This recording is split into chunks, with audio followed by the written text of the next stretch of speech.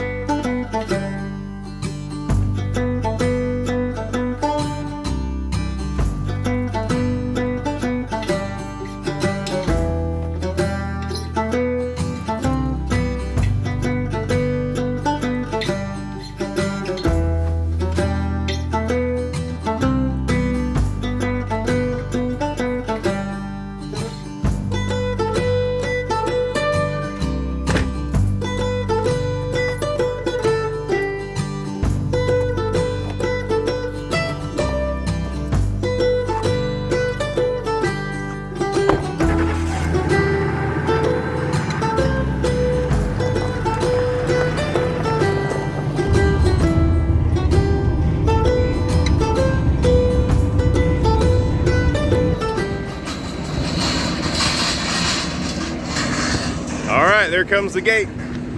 This dude's gonna load it on top for me.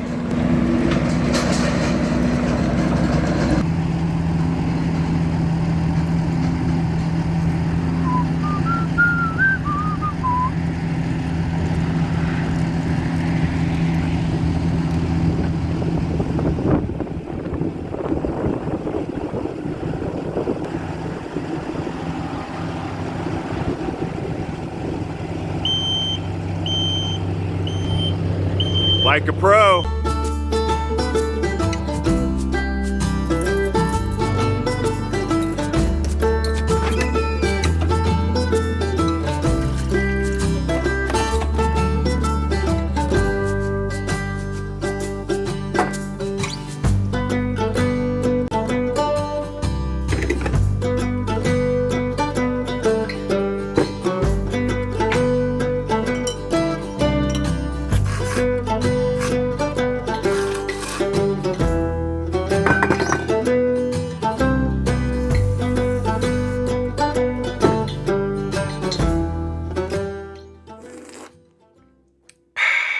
Guys, creamy or chunky? I'm kind of a chunky guy myself, okay? Not like my physique, okay? Let's not talk about that. But the peanut butter, I prefer chunky. I like a little texture, okay? I don't want just like this blended up, mushy, overly consistent. I want some excitement, you know what? That's how I like life. I like a little bit of excitement. What do you guys like? Do you like creamy, or are you a maverick? Do you like a little bit of crunch in your life? Comment below. Originally, I was going to go with a 12-foot gate, but we bumped it up to a 14 because, well, I want a bigger gate. I don't really want to be super restricted in and out of the driveway. We're going to have a pump truck come in for concrete, and concrete trucks and semis delivering ICF blocks and so on and so forth, and I don't want it to be crazy tight for them to get in and out. So yeah, bigger gate, mo better. Got the auger right here. I'm gonna mix up that fuel and get after it.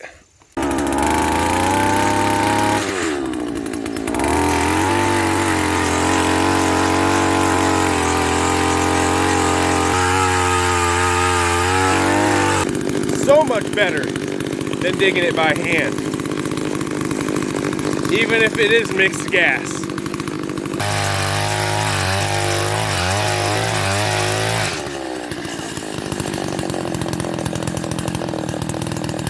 Wow.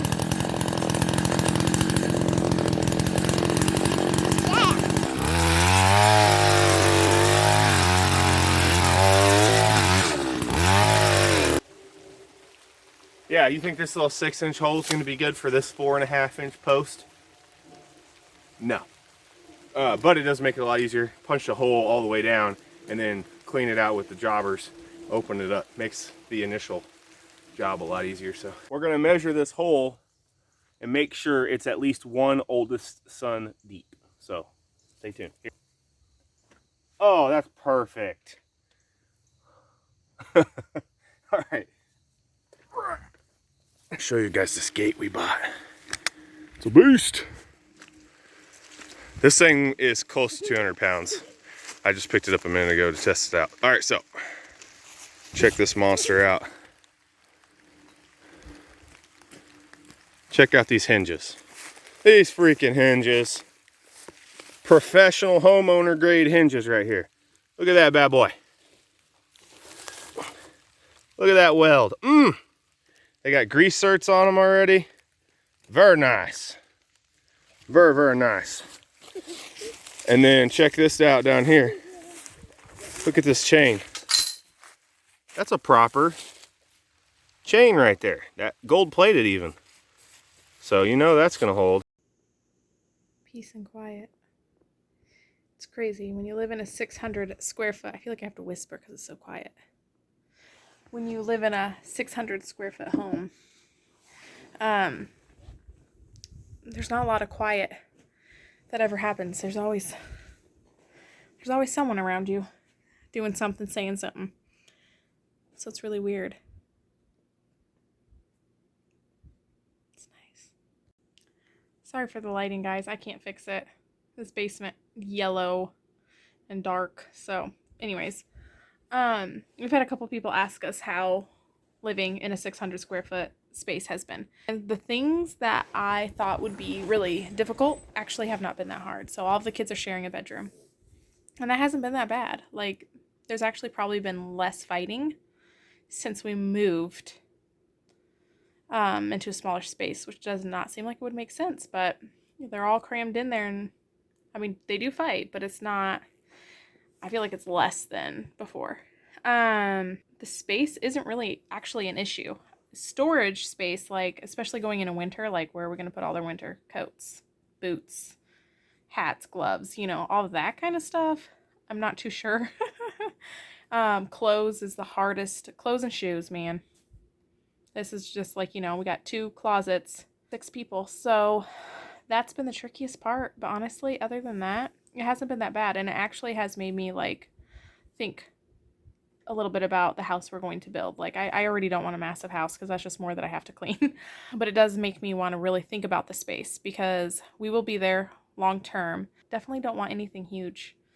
Less is more, for sure. Other house was too big, too spread out, and it was just too much. So, I don't know. Got me thinking a little bit. Another thing I'm not doing too well with in this house is not even necessarily anything to do with living in a smaller home. I mean, I guess it could, but I think it's more just the move and adjusting. But at our old house, we had just like a backup pantry. I don't know if that's what you would call it. So you had, like, you know, backup garlic powder. So when you ran out of your garlic powder, you had backup in the pantry.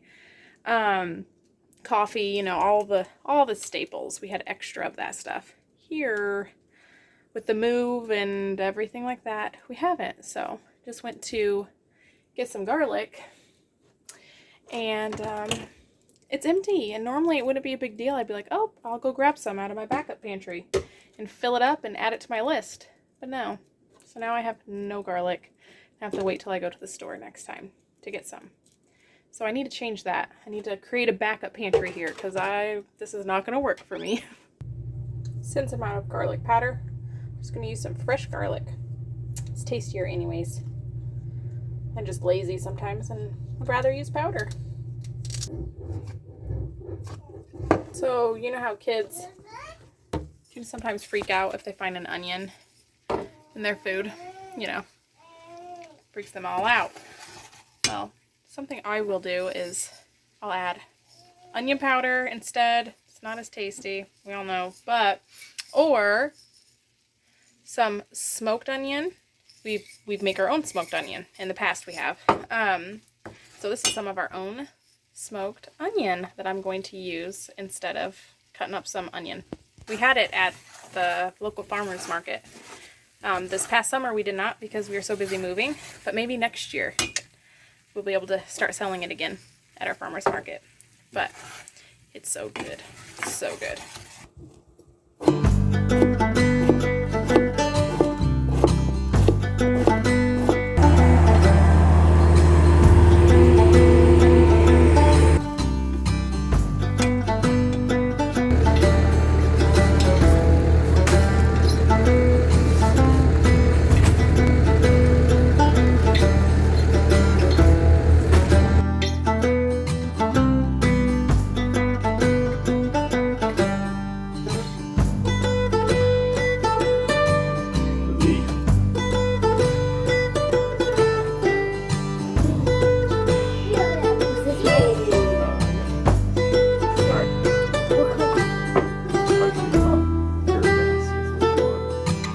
Dear Heavenly Father, we